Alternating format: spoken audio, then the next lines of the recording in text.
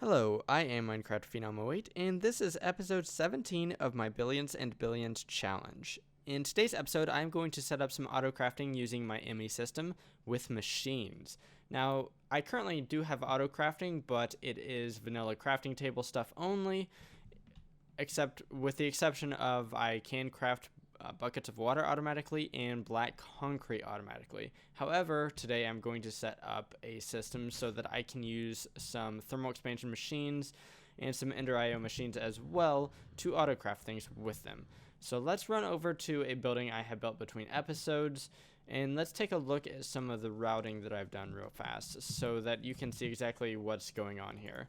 I have routed a lot of the conduit that I'm going to need for today, and okay, so the energy comes from right here. It comes from underneath my street, comes from the basic capacitor bank, and it just runs through here.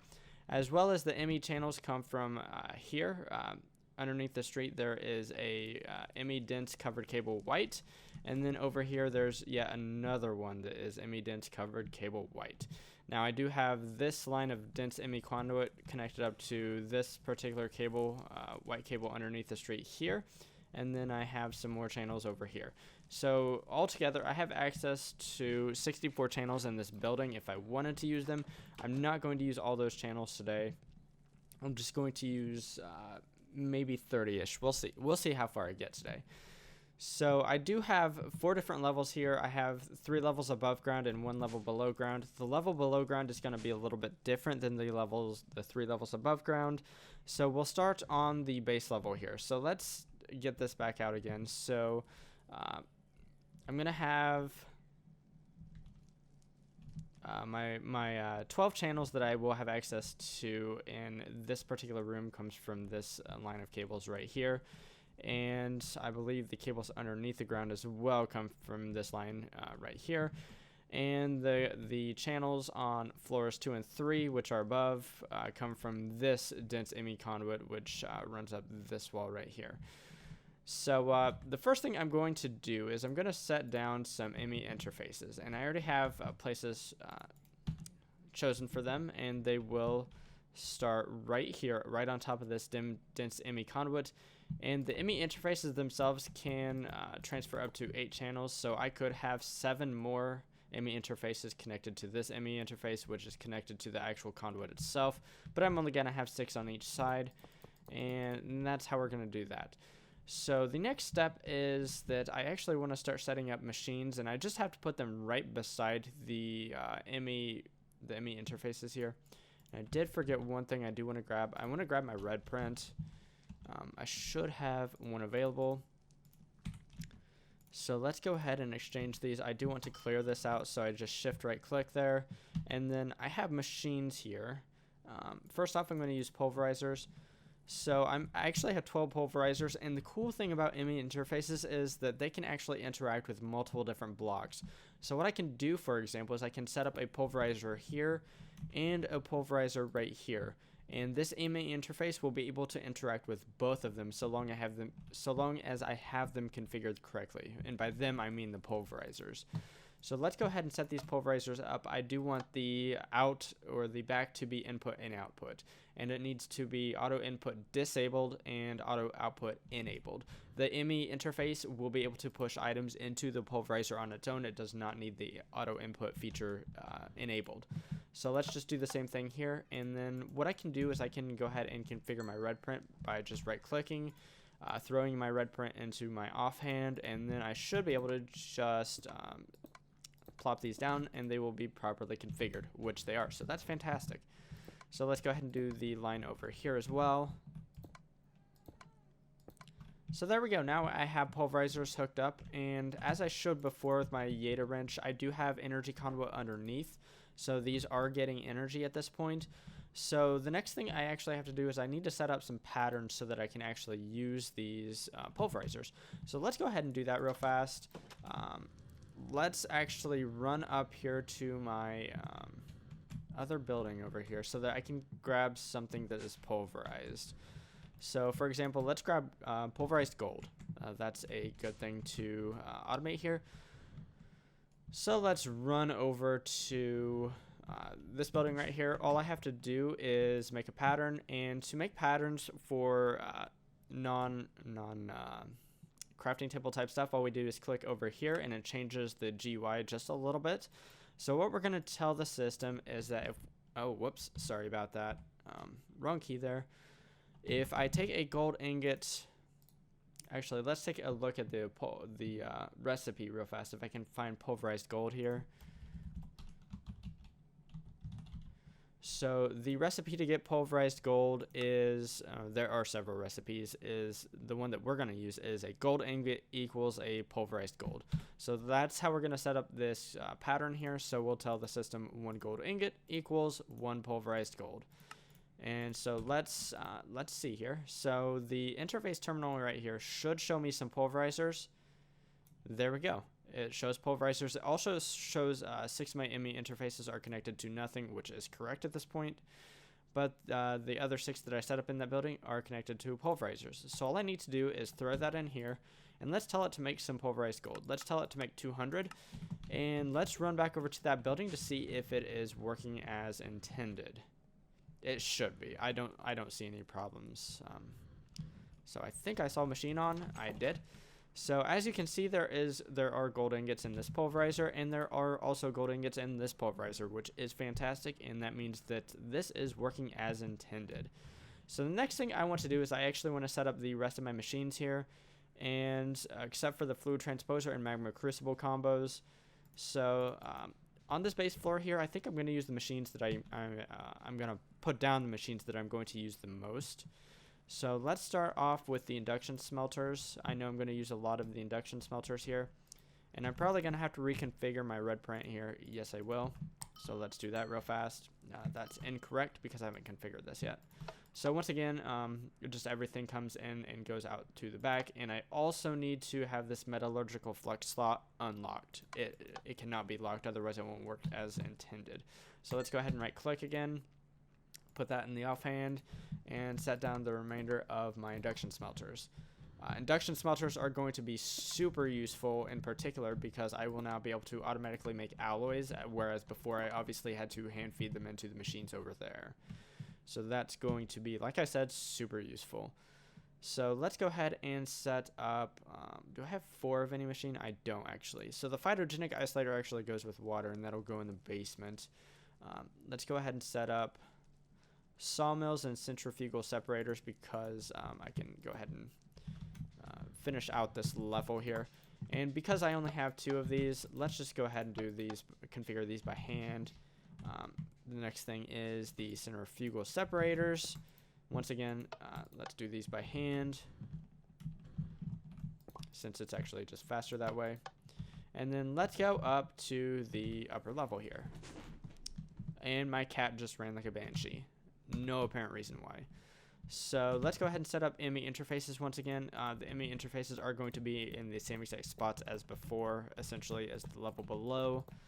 And as long as I have all my conduit run in the right fashion, which it looks like I do, everything should be alright. Oh my goodness, my cats are going insane.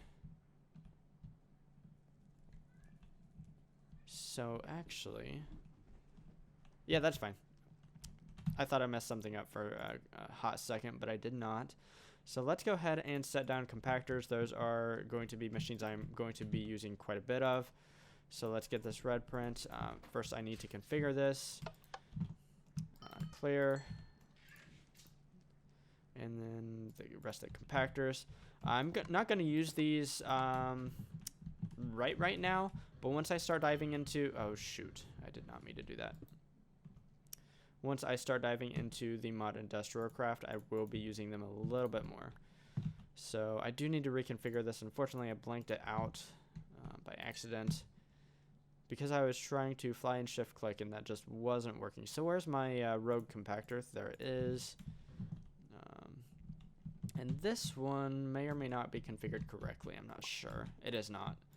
So actually, I think I'm just going to go ahead and do these ones by hand because I have to shift click to put them up adjacent to the ME interface here.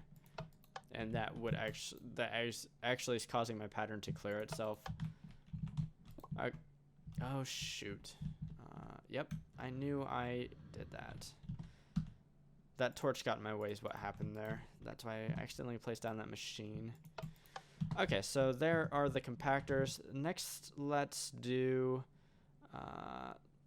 furnaces. Might as well. So actually, I think I'm just gonna not use the red print anymore. It actually might be just a little bit slower using the red print because I have to configure it for every different machine. If I didn't have to do that, it would probably be quicker. But this actually isn't too bad for speed because everything is just set to the back. Okay, so the next thing I need to configure are the alloy smelters. Now the alloy smelters are going to be a little bit different, I believe.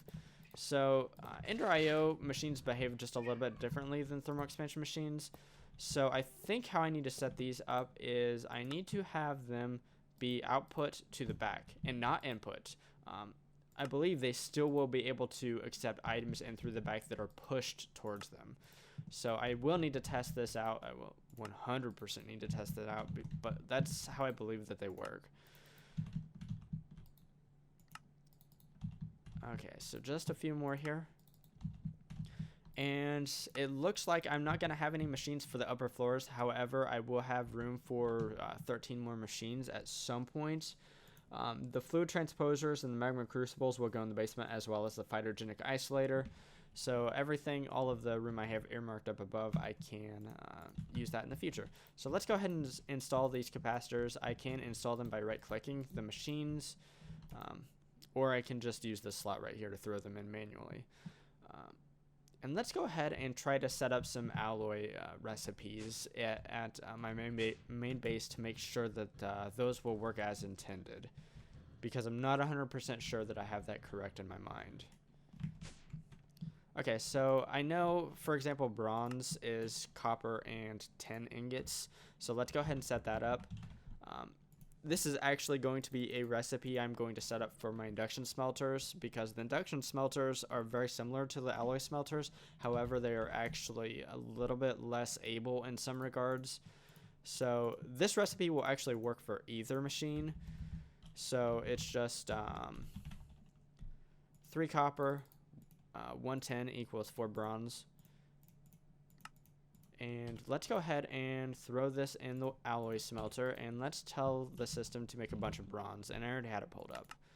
But let's tell it to make, let's say, 400 bronze. And that should, it is not starting. So I have something, I'm going to have to change something here. I think I know how I want to do this. So let's grab some item conduit.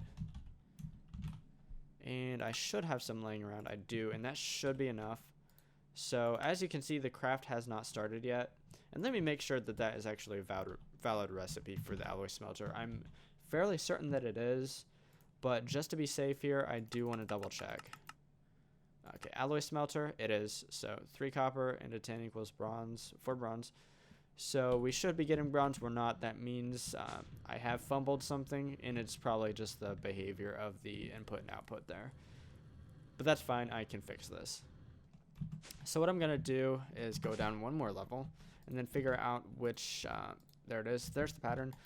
So what I want to do now is let's actually disable that. Okay, that looks like it works fine. So we're going to have the back be none is how we're going to have this labeled, and the top will actually be output, or push rather. Okay, so I need to reconfigure all of these, that way I don't forget.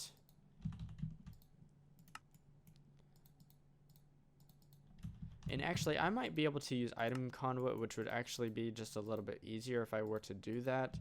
So I'm going to try that before using the, not the item conduit. I'm going to try to use item duct rather than item conduit, because that would be a little bit easier to configure, as I wouldn't actually have to do anything to configure the item duct. Okay, so it looks like everything's working. I'm getting my bronze. Let's grab some item duct rather. So how I'm going to do this is that. Let's see if it can auto push. So that's fantastic. So what I'm going to do is let's hook these up. And I'm actually thinking about adding just a couple more alloy smelters just to finish out this level. And I think I'm going to do that. I might as well at this point if I can. Yeah, let's go ahead and do that. So I actually had a spare alloy smelter. I do want this to be none and output. It's already configured correctly. So let's actually grab this capacitor because just for simplicity, I'm going to have the same capacitor in all of my machines. So let's grab a couple more capacitors. And let's plop down this machine and then configure it. Once again, none out the back, and I already had that correct. And the capacitors should be done by now. There we go, capacitor, they're done. So that's fantastic. I have that set up. The alloy smelters should be able to run correctly now. Let's request a little bit more bronze just to see this start up. There we go. That looks fantastic.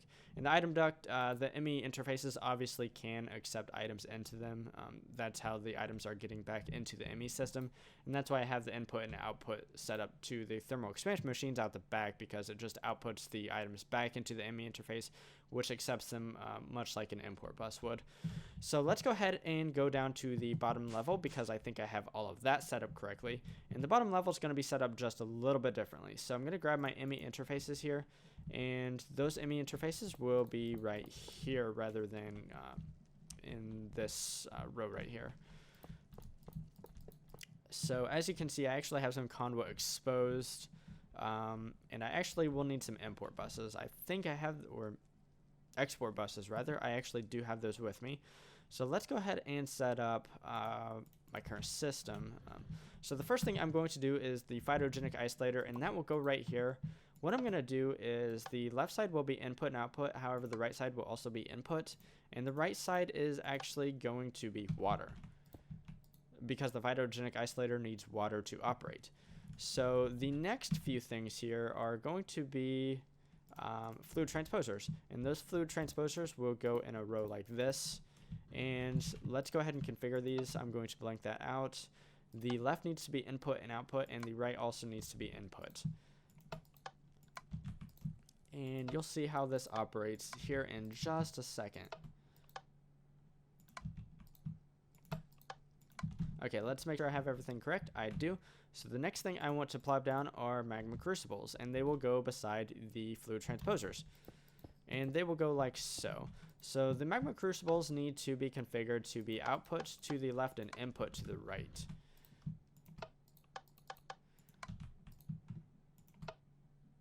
Input, output, and finally input and output. So how I'm going to set this up is I'm actually going to attach export buses to these magma crucibles. And what I need is I need one simple covered cable here. Actually, I need 6 covered cables, 5 covered cables. And I should have, okay, so I don't have that automated, but I do have just enough to finish this out, I believe. So there we go, that's all connected, and I could facade that up obviously to make it look nice. So what we're going to do here is we're going to have these export buses actually doing things. So let's go ahead, and I actually want to put 2 of these acceleration cards in each of the buses here. So first off, I'm going to export resonant ender into this one, and I might not have very much resonant ender in my system right now. Oh, it must be morning, that's what's going on here. Sorry about the skeleton noises. And then this one right here will be the destabilized redstone ore. This one is going to be energized netherrack. And this one here is going to be solidified experience. This last one is going to be just a little bit different. It's going to be configured to export cryothium dust. However, I don't carry a stockpile of cryothium dust in my ME system. However, there is a way around that, and that way is the crafting card. What this crafting card does is it tells the system to make whatever the export bus is trying to export if the system can make that item.